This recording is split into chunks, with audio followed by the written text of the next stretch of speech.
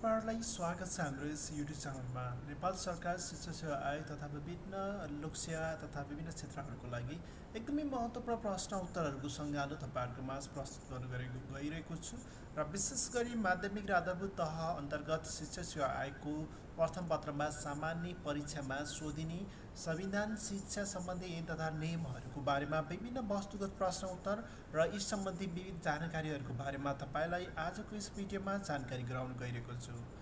तपाईहरुलाई हाम्रो यस भिडियो कस्तो लाग्छ कमेन्ट गर्न नभुल्नुहोला र यस भिडियोलाई लाइक गर्न नभुल्नुहोला र अन्तिममा हाम्रो यस युट्युब च्यानललाई सब्स्क्राइब गर्न नभुल्नुहोला। अब सुरु गरौँ संविधान शिक्षा सम्बन्धी ऐन तथा नियमहरूको बारेमा एकै एक नेपालको संविधान मौलिक हक र राज्यको निर्देशित सिद्धान्तहरूको बारेमा माध्यमिक र आधारभूत तहको खण्ड क्षेत्र एउटा खण्डमा चाहिँ हामीलाई खण्ड घमा यो प्रस्तुत गरिएको छ र यस खण्ड घबाट सम्बन्धित विभिन्न एकाइहरूका प्रश्न उत्तर मध्ये एकै एकको आजको यस सङ्गालो रहेको छ र अन्य लोकसेवा आयोगमा पनि विविध क्षेत्रमा पनि एकदमै महत्त्वपूर्ण प्रश्न उत्तरहरू रहेका छन्। नेपालको संविधानमा मौलिक हकको बारेमा चाहिँ हामी कुरा गर्नेछौँ। सबैभन्दा पहिला केही महत्त्वपूर्ण बुँदाहरू रहेका छन्। यी संविधानमा 35 भाग 308 धारा र 9 अनुसूची रहेका छन्। 35 भाग 308 धारा 9 अनुसूची। यो संविधान 2072 फागुन 16 गते पहिलो संशोधन भएको यो संविधान 2072 फागुन 16 गते पहिलो संशोधन भएको यस संविधानमा भाग 3 मा मौलिक हक र कर्तव्यको बारेमा व्याख्या गरेको छ। मौलिक हक अन्तर्गत जम्मा 31वटा मौलिक हकको व्यवस्था गरेको छ। धारा 16 देखि धारा 46 सम्म मौलिक हकको व्यवस्था गरेको छ। अब हामी सुरु गरौँ यसमा रहेका विभिन्न 31वटा मौलिक हकहरूको बारेमा र त्यो हकभित्र पर्ने उपहकहरू चाहिँ कतिवटा छन् र भन्ने विषयमा हामी जानकारी गराउनेछौँ। पहिलो रहेको छ धारा 16 मा सम्मानपूर्वक बाँच्न पाउने हक। त्यो हक सम्मानपूर्वक बाँच्न पाउने हक अन्तर्गत दुईवटा हकहरू पर्दछन्। 17 नम्बर 17 धारा 17 मा स्वतन्त्रताको हक रहेको छ। 7वटा मौलिक हकहरू रहेका छन्। त्यसभित्र समानताको हक 5वटा, न्यायको सञ्चारको हक 3वटा, न्यायको हक 10वटा रहेका छन्। अब यसले हामीले के याद गर्नुपर्ने टिप्सको बारेमा तपाईँलाई बताउनु गइरहेको छु। जस्तै 16 धारा 17 18 19 गरी हामीले कन्टिन्यू 16 देखि 46 सम्म हामीलाई रहेका छन् मौलिक हकहरू बारेमा। अब यसलाई हामी कसरी याद गरौँ भने यहाँ जस्तै 20वटा छ, 20वटा भन्दा माथिको गरौँ। जस्तै सम्मानपूर्वक बाँच्न पाउने, सम्मानपूर्वक बाँच्नको लागि स्वतन्त्र चाहिन्छ, समानता चाहिन्छ र सञ्चार र न्यायको पनि हक चाहिन्छ भनेर बुझौँ। सम्मानपूर्वक बाँच्न पाउन स्वतन्त्रता, समानता, सञ्चार यो ती नै एउटा मिलेर बनेको छ। स्वतन्त्रता, समानता, सञ्चार र न्यायको हक हामीलाई चाहिन्छ भन्ने यसरी चाहिँ हामीले बुझ्न सक्छौँ। त्यसपछि हामी 21 नम्बरमा अपराध पीडितको हक 2वटा रहेका छन्। यातना विरुद्ध हक 2वटा रहेका छन् र निवारक नजरबन्द विरुद्ध हक सम्बन्धी 3वटा रहेका छन्। अब त्यसपछि 21 22 23 को याद गरौँ। अपराध न्यायपछि हाम्रो अपराध पीडित अन्याय चाहिँ अपराध गरिसकेपछि हामी आउँछ र त्यसपछि अपराध गर्यो भने यातना विरुद्ध यातनाहरू दिइन्छ र त्यसपछि यदि यातना विरुद्ध नजरबन्दमा पनि राखिन्छ भनेर बुझौँ। अपराध गर्यो भने 21 मा अपराध, 20 मा न्याय छ भने 21 मा हामी अपराध छ। अपराध गर्यो भने यातना दिइन्छ र नजरबन्दमा पनि राखिन्छ भनेर पढौँ र यातना र नजरबन्द यसका मौलिक हकको बारेमा रहेको छ। 24 मा छुवाछुत भेदभाव विरुद्ध। अब ती सबै कुराहरू विभिन्न अपराध हुने, विभिन्न यातना हुने र विभिन्न नजरबन्द हुने भनेको विभिन्न छुवाछुत भेदभाव विरुद्ध सम्बन्धी विभिन्न घटनाहरू भयो भने, सम्पत्ति सम्बन्धी विभिन्न घटनाहरू भयो भने, त्यो सम्पत्ति सम्बन्धी विभिन्न समस्याहरू पर्यो भने त्यस्तो किसिमका हुन्छन् भनेर बुझौँ।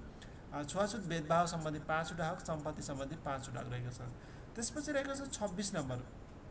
26 मा धार्मिक स्वतन्त्रता हुन्छ। धार्मिक स्वतन्त्र हुन लागि सूचना, गोपनीयता र शोषण विरुद्ध स्वच्छ वातावरण हुनु पर्यो।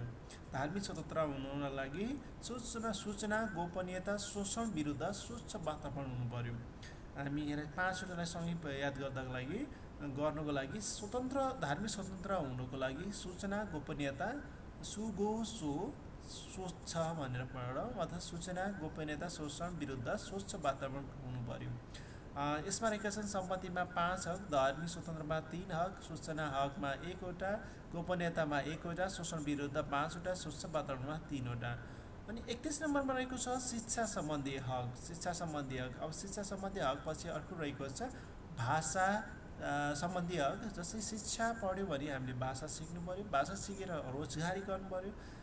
जस्तै विभिन्न क्षेत्रमा चाहिँ भाषा सिकेर रोजगारीको लागि विदेशमा जान्छन् र विदेशमा गइसकेपछि श्रम गर्नु पर्यो र श्रम गरिसकेपछि आफ्नो स्वास्थ्यको पनि ख्याल गर्नु पर्यो र खानको लागि पनि चाहियो र आवास पनि गर्नु पर्यो, आवासको लागि चाहियो र महिलाको लागि पनि पठाउनु पर्यो र बालबालिकाको लागि पनि गरेर पठाउनु पर्यो। यो एउटा ट्रिक अनुसार हामीले याद गर्न सक्छौँ।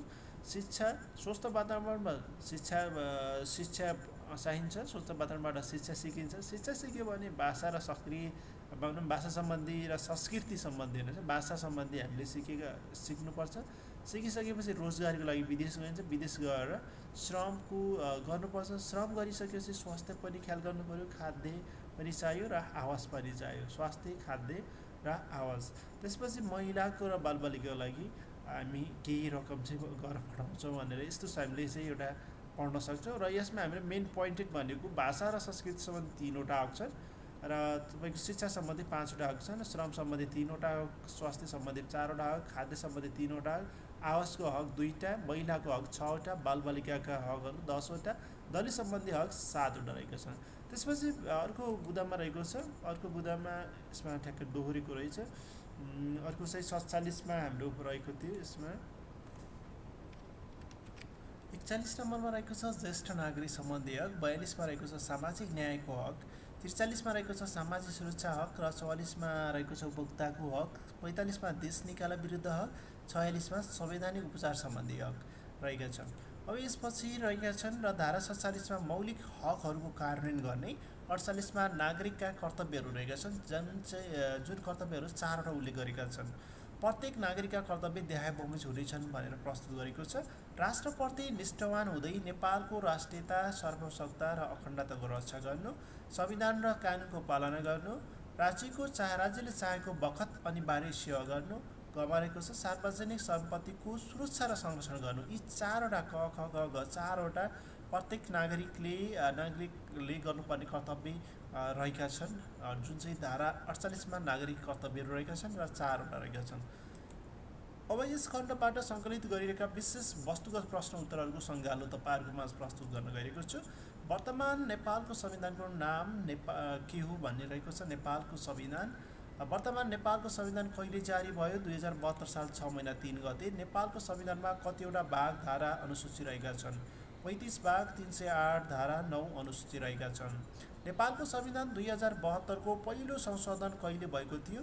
पहिलो संशोधन 2072 11 महिना 16 गते भएको थियो। त्यसैगरी नेपालको सार्वभौम सत्ता र राजकीय सत्ता कसमा निहित रहेको छ? नेपालमा बोलिने नेपाली जनतामा नेपालमा बोलिने सबै मातृभाषाहरू कुन भाषा अन्तर्गत पर्दछन्? राष्ट्रभाषा अन्तर्गत। नेपालको वर्तमान संविधान अनुसार सरकारी कामकाजको भाषा कुन हो? देवनागरी लिपिमा नेपाली भाषा लेखिने नेपाली भाषा। नेपालको राष्ट्रिय फूल, राष्ट्रिय रङ, राष्ट्रिय जनावर र राष्ट्रिय पक्षी के हुन्? राष्ट्रिय फूल लालीगुराँस, राष्ट्रिय रङ सिमरिक, राष्ट्रिय जनावर गाई र राष्ट्रिय पक्षी डाँफे हुन्। यसैगरी अर्को प्रश्न रहेको छ, नागरिकता सम्बन्धी व्यवस्था संविधानको कुन भागमा उल्लेख गरेको छ? भाग 2 मा। नेपालमा कस्तो प्रकारको सङ्घीय नागरिकताको व्यवस्था गरेको छ? प्रादेशिक पहिचान सहित एकल सङ्घीय नागरिकता।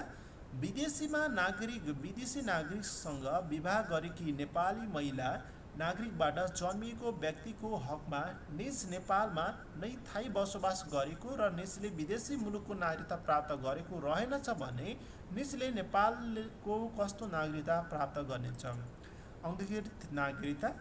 नेपालको संविधानमा कस्तो प्रकारको नागरिकताको व्यवस्था गरेको छ? 4 प्रकारको: वंशज, अङ्गीकृत, समानार्थ र गैर आवासीय नेपाली नागरिकता। अर्को प्रश्न, गैर आवासीय नेपालीलाई कुन कुन अधिकार सहितको नागरिकता दिने व्यवस्था रहेको छ?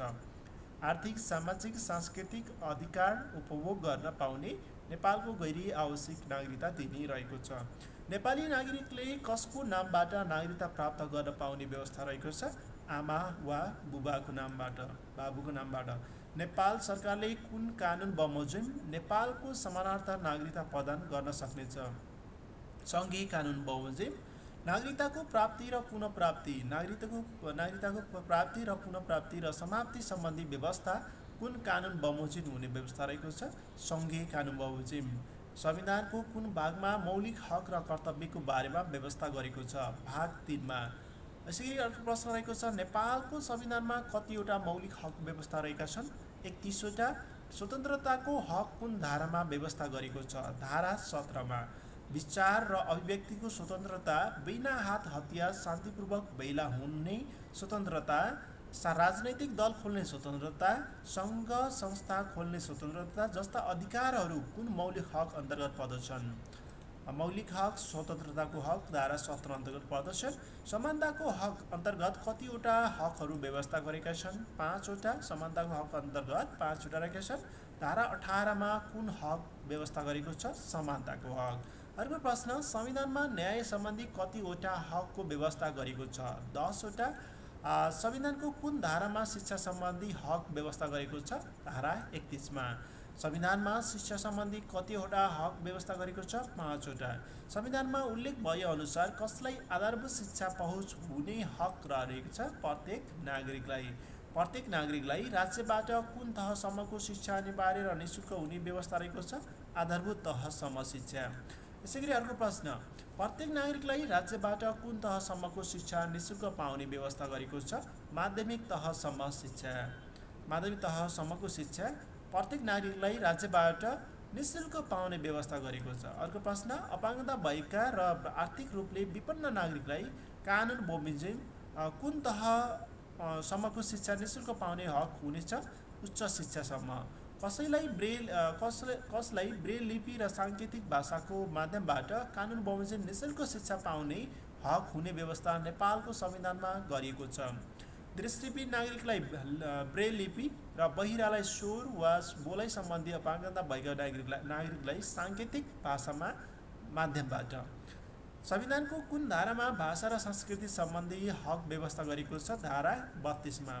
कसलाई रोजगारीको हक हुनेछ? प्रत्येक नागरिकलाई। अर्को प्रश्न रहेको छ, स्वास्थ्य सम्बन्धी हक संविधानको कुन धारामा उल्लेख गरेको छ? धारा 35 मा। संविधानको कुन धारामा महिलाको हक व्यवस्था गरेको छ? धारा 38 मा। प्रत्येक महिलालाई लैङ्गिक भेदभाव बिना समान वंशीय हक हुनेछ, यो कुन मौलिक हक अन्तर्गत पर्दछ? मौलिक हक महिलाको हक अन्तर्गत। नेपालको वर्तमान संविधानमा कतिवटा महिलाका हकहरू उल्लेख गरेका छन्? 6 वटा। संविधानको धारा 39 मा कुन हकको व्यवस्था गरेको छ? बाल बालिकाको हक। मौलिक हक अन्तर्गत कतिवटा बाल बालिकाका हकहरू उल्लेख गरेका छन्? 10 वटा। ज्येष्ठ नागरिकलाई राज्यबाट विशेष संरक्षण तथा सामाजिक सुरक्षा हक हुनेछ, यो कस्तो प्रकारको मौलिक हक हो? यो ज्येष्ठ नागरिक हक रहेको छ। संविधानको कुन धारामा नागरिक कर्तव्यको बारेमा उल्लेख गरेको छ? धारा 48 मा। संविधानको कतिवटा नागरिकका कर्तव्यहरू उल्लेख गरेका छन्? 4 वटा। राज्यका निर्देशक सिद्धान्त, नीति तथा दायित्वको सम्बन्धमा कुन भागमा व्यवस्था गरेको छ? भाग 4 मा। संविधानको कुन धारामा राज्य निर्देशक सिद्धान्तको बारेमा उल्लेख गरेको छ? धारा 50 मा। राज्यका निर्देशक सिद्धान्तहरू अन्तर्गत कुन कुन सिद्धान्त पर्दछन्? राजनैतिक उद्देश्य, सांस्कृतिक उद्देश्य, आर्थिक उद्देश्य र अन्तर्राष्ट्रिय सम्बन्धको बारेमा। यी सम्पूर्ण वस्तुगत प्रश्न उत्तरहरूको सङ्गालो तपाईँहरूलाई शिक्षा सेवा आयोग तथा विभिन्न सेवा अन्तर्गत लोकसेवा अन्तर्गत विभिन्न सोधिन सक्ने विभिन्न महत्त्वपूर्ण प्रश्न उत्तरहरू तपाईँहरूलाई प्रस्तुत गरे। यस्तै विभिन्न भिडियोहरू तपाईँहरूले पाउन सक्नुहुन्छ हाम्रो यस युट्युब च्यानलबाट। आजको यो भिडियो, आजको यस खण्ड तपाईँलाई कस्तो लाग्यो? यस्तै विभिन्न खण्डहरू र विभिन्न भागहरू तपाईँहरूलाई प्रस्तुत गर्नेछु र तपाईँले हामीलाई कमेन्ट गर्न नभुल्नुहोला र यस युट्युब च्यानललाई सब्सक्राइब गर्न नभुल्नुहोला। हस्त धन्यवाद।